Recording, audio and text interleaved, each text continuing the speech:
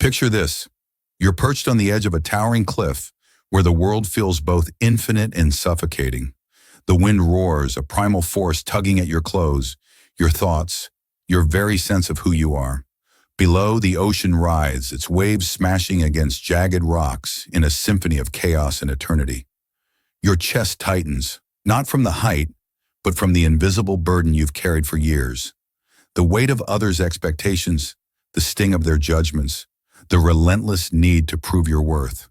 A question cuts through the tempest inside you, sharp as a blade. What would happen if you just let it all go? Not your grip on the cliff, but your grip on the need to care. About what people think, what society demands, what your own fears hiss in the shadows. What if you stopped caring, not out of despair, but as an act of defiance, and in that release found a freedom you've never known? This isn't a fleeting daydream. It's a paradox that Carl Jung, the alchemist of the human soul, unraveled with unrelenting clarity. The more you cling to external validation, the more you lose yourself. The more you care about fitting into the world's mold, about winning its approval, dodging its criticism, or chasing its rewards, the tighter the invisible chains that bind your spirit. Yet the moment you let go of that need, when you stop caring about the scripts others have written for you, you step into a power so profound it can reshape not just your life, but the way you see existence itself. Jung's insight isn't about apathy or reckless abandon. It's about reclaiming your essence from the forces that demand your submission. To embrace it, though, you must confront a truth that burns. You've been caring too much about the wrong things for far too long, and it's been stealing your life. Let's peel back the layers. Every day you wake to a world that feels like a stage. Your mind hums with urgency before your feet touch the floor. Check your phone, answer that email, post something clever, avoid that mistake. You worry about how you're seen by your boss, your partner, your peers, even the faceless crowd online. Will they nod in approval? Will they whisper in judgment? Will they turn away? These aren't just fleeting anxieties. They're the architecture of your reality, built brick by brick from the moment you could understand words. Jung called this the persona, the mask you wear to navigate society, a mask that begins as a shield but hardens into a prison. As a child, you didn't choose to care about being good or successful. You were taught not through reason, but through the raw power of repetition, a parent's praise, a teacher's scolding, a friend's laughter. By adulthood, those lessons aren't just habits. They're the lens through which you see yourself. So fused with your identity, you mistake them for truth. But the trap runs deeper than personal history. Jung's brilliance was seeing the collective unconscious at work, a vast, unseen river of archetypes, myths, and instincts that flows through every human mind. Your need to care isn't just about pleasing your family or impressing your colleagues. It's about playing a role in a drama older than civilization itself. You're not just chasing a promotion or curating a profile. You're enacting scripts written by centuries of human longing, fear, and survival. Nietzsche scorned this as the herd instinct, the way we surrender our individuality to the safety of the crowd, terrified of standing alone. Schopenhauer went further, describing our will as a blind, insatiable force, tricked into serving desires we didn't create. Even your rebellions, your moments of breaking free, are often just variations of the same script. You think you're choosing what matters, but how much of it was chosen for you by a culture, a history, a system you've never fully questioned? Now let's peer into the machinery of your mind, where science reveals a truth as stark as it is humbling. Your brain is a survival tool, wired to keep you safe in a world that no longer exists. In the ancient past, exclusion from the tribe meant starvation or death, so your amygdala, the brain's alarm system, still screams when you risk disapproval. Every time you conform, every time you care enough to adjust your words, your actions, your dreams to fit the mold, your brain rewards you with dopamine, a chemical whisper that says, "Good job, you're safe." This is why caring about others' opinions feels so vital, so non-negotiable. Your biology is stuck in a primal loop, mistaking social rejection for mortal danger. Cognitive biases amplify this. The social comparison bias pushes you to measure yourself against others, their wealth, their status, their curated lives, until your own desires drown in the noise. The spotlight effect tricks you into believing everyone's watching, judging, when most are too busy caring about their own masks to notice yours. The result is a life spent running a race you didn't enter, toward a prize you don't even want. This isn't just in your head, it's woven into the fabric of the world. Society thrives when you care, when you're predictable, when you're too invested to question. Advertisements don't sell products, they sell insecurities, promising you'll be enough if you buy, achieve, conform. Social media turns life into a performance, where every post is a plea for validation, every like a fleeting verdict on your worth. Aldous Huxley foresaw this in Brave New World, where control isn't a cage but a drug, a pleasure so seductive you beg for your chains. Jean-Paul Sartre called it bad faith, the lie you tell yourself when you pretend you have no choice but to play along. Even your moments of defiance are often co-opted. The authentic lifestyle becomes a brand, the rebel aesthetic just another uniform. You're not escaping the need to care, you're just caring about a different audience, a different script. Here's where the cliff trembles, where the wind grows colder. If caring about others' expectations has shaped your choices, your identity, your very sense of self, then who are you without it? Jung wrestled with this in his own Descent, staring into the shadow, the parts of you you've buried to be acceptable, the truths you've silenced to avoid conflict. Most people recoil from this question. It's too raw, too disorienting. Letting go of the need to care feels like stepping into a void, like losing the ground beneath you.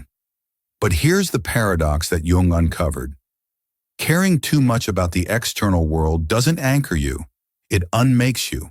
It buries the voice of your true self, the one that whispers not of fear, but of possibility, not of approval, but of purpose. Let's ground this in your life.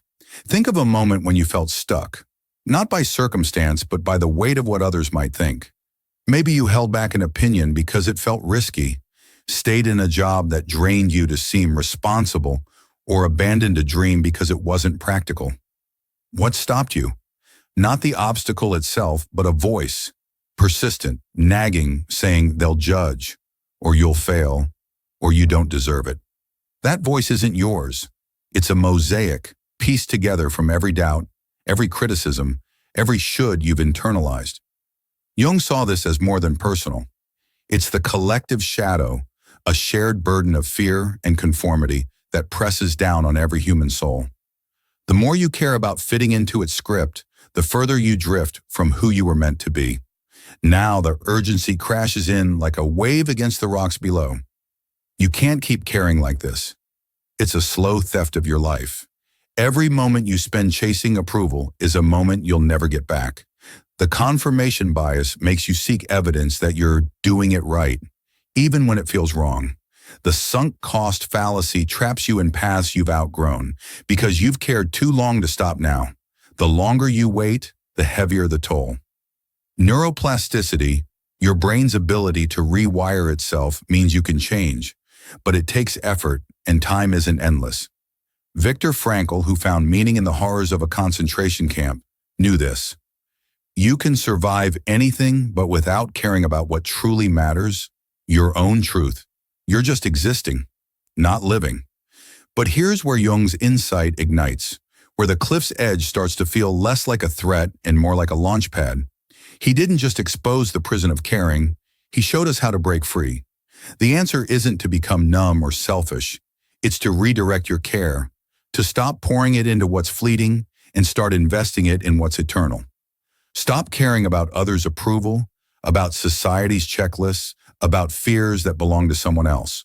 Start caring about your growth, your authenticity, your purpose. Jung called this individuation the lifelong quest to integrate your conscious mind with your unconscious depths, to become not what the world demands, but what you were born to be. How do you begin? First, see the chains. Awareness is the spark that lights the way. Pause when you feel the urge to care about that comment, that expectation, that fear, and ask, is this mine? Why does it matter? Jung urged us to listen to the unconscious through dreams, through quiet reflection, through the moments when your soul speaks unfiltered. Your dreams aren't random. They're messages from the self, pointing to what you've ignored. Write them down, wrestle with them. Let them guide you to the shadow. Neuroscience backs this. Mindfulness practices, like meditation or journaling, weaken the brain's knee-jerk reactions, creating space between impulse and action. Studies show just 10 minutes a day of focused reflection can reduce amygdala activity, calming the fear that makes you care too much. Next, confront the shadow head-on. What have you hidden to be likable? What desires have you buried to avoid shame? This is raw work. It means facing the ways you've betrayed yourself, the moments you cared so much about fitting in that you lost sight of who you are. It hurts, like staring into a mirror you've avoided for years. But it's also freedom, like shedding a costume that's been suffocating you. Jung knew the shadow holds not just pain, but power, the creativity, the courage, the truth you've locked away. Ask yourself, what would I do if I didn't care what anyone thought? The answers might scare you, but they'll also point the way. Then act, because stopping caring isn't passive, it's rebellion. Say no to what dims your light, whether it's a toxic job, a draining relationship, or a belief that's never felt true. Say yes to what sets you ablaze, even if it's impractical or strange. Nietzsche's amor fati, love of fate, means embracing your unique path, not the one that earns applause. Sartre's existential freedom demands you own every choice. No justifications needed. Frankl's logotherapy reminds you that meaning is yours to create, no matter the circumstances. Jung made it practical. Start small. One honest conversation, one boundary set, one step toward a dream. Neuroscience confirms this. Consistent actions, even tiny ones, reshape neural pathways over time. A 2019 study found that pursuing personal goals, however small, boosts prefrontal cortex activity, strengthening your ability to choose authenticity over conformity. Here's the hard truth. You'll feel naked at first. Caring about others' approval is a shield, and dropping it leaves you exposed. The collective doesn't like dissenters.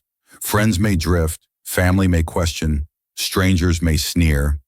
Your brain will revolt, craving the old comfort of fitting in. The fear of missing out will whisper that you're losing something vital. But this is the crucible where freedom is forged. Jung knew solitude as part of the journey, not loneliness, but a sacred space to hear your own voice. Nietzsche found it in his mountain retreats, Frankl in his inner defiance, Sartre in his refusal to bend. You'll find it too in the quiet moments when you choose truth over validation. Look at the world around you. Algorithms curate your thoughts. Outrage hijacks your emotions. Distractions bury your soul. This isn't random. It's a machine that feeds on your caring. Jung warned that modernity pulls us further from our essence. Huxley that it seduces us into submission. Sartre that it tempts us to betray ourselves. Every notification, every trend, every must-have is a hook, designed to keep you invested in a game you can't win. Yet this same world holds the seeds of liberation. Knowledge is a click away. Communities of seekers are forming, and your own mind, as Jung knew, is a universe waiting to be explored. You're not a pawn, you're a creator if you dare to be. What does it look like to stop caring? It's not coldness or chaos, it's clarity, sharp and unshakable. You move through life with purpose, not reflex. You create for the joy of it, not for likes or accolades. You love without clinging, live without proving. This is Jung's self, not flawless, not fearless, but whole. Doubt, pain, and struggle remain. They're part of being human, but they no longer rule you. Nothing does. Back on the cliff, the wind has softened, carrying not threat but promise. The ocean below isn't a void. It's a canvas reflecting the vastness of your potential. The question echoes, what if you let go? You know the answer now. It's not falling, it's soaring. Stop caring about the chains and you'll find your wings. But wings are only the beginning. They need wind, they need direction, they need you. What will you do with them? What truth will you chase? The horizon stretches wide, unclaimed and alive. Where will you fly?